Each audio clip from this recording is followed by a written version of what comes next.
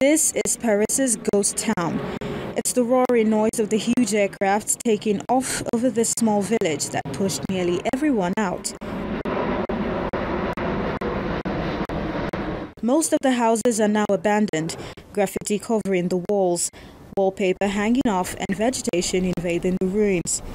It all started in the 1970s with the building of Paris's Roissy-Charles de Gaulle Airport, the largest in Europe then. The first runway was right in line with GOUSSAINVILLE, a typical French village victim of modernity.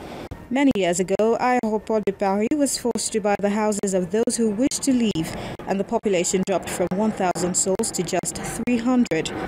But one man is still hoping to bring back some life into the place.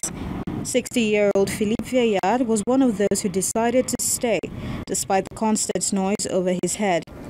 He has since been fighting the desertion to bring back people. Since 1973, we have been asking for the bricks to be taken down from the houses so that the village, which is not a ghost town, can get a new lease of life with all the houses being used. Vieillard said that over the past 40 years, many ideas were put on the table in order to attract people. Several projects to save the town looked at dedicating the village to books, artisan work, and even a more controversial idea of a place for people with hearing impairment. There are still 300 or maybe 350 residents here.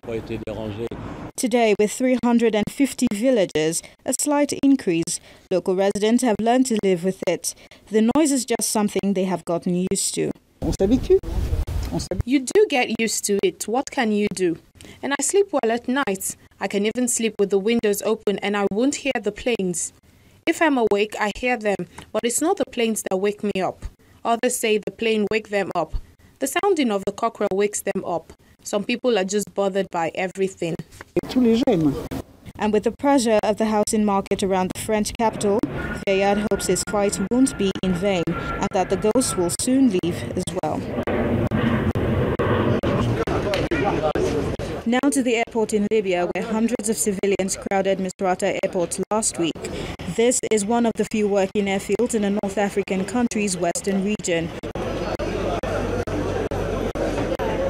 Passengers were rerouted to MISRATA airport after the capital Tripoli's only functioning Metiga airport was shut down on September the 12th after rockets were fired in its direction. MISRATA airport's resources and staff are struggling to handle the resulting influx of thousands of passengers. The rerouting of flights from Metiga Airport in Tripoli to MISRATA International Airport has rendered MISRATA Airport incapable of handling the number of flights, which have reached between 30 and 40 departures and arrivals per day, with around 6,000 passengers.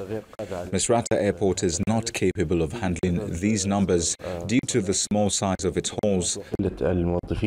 Metiga Airport was shut down 5 days after flights had resumed following fighting among rival armed groups.